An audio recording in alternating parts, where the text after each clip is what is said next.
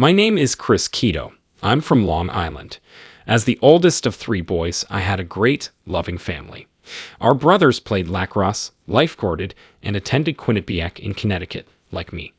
I was the only family member to leave New York after graduation. California was my destination. I started my life there, a blank slate. The event. I attended a friend's birthday celebration around 9 o'clock on a Sunday night in April 2012. Everyone was hanging out at a restaurant. No booze that night, maybe a ginger ale.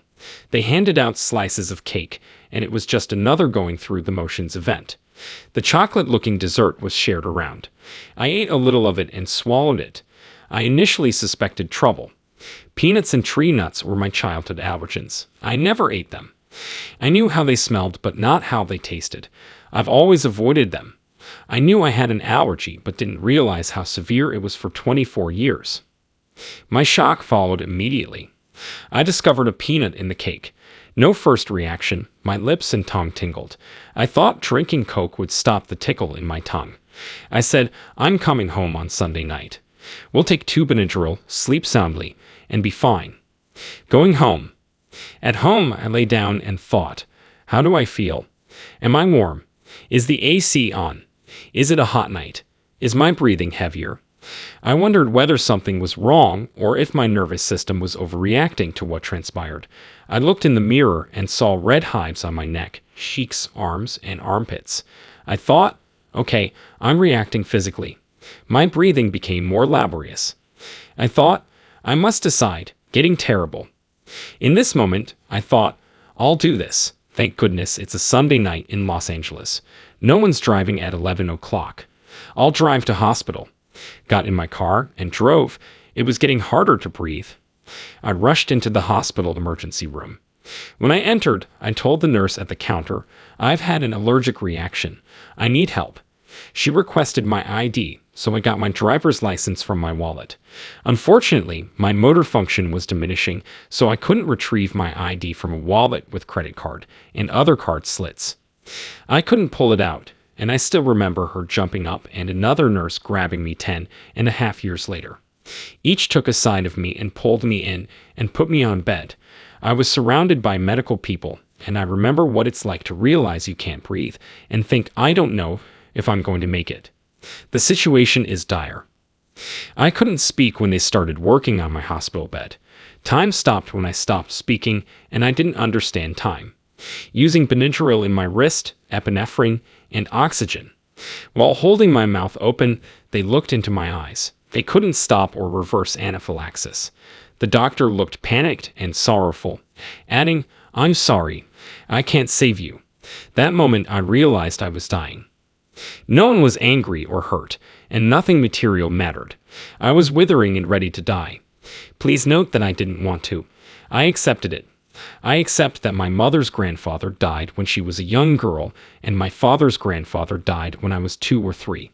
They told me, you can't die, you have work to do. A wave of communication and all-knowing understanding.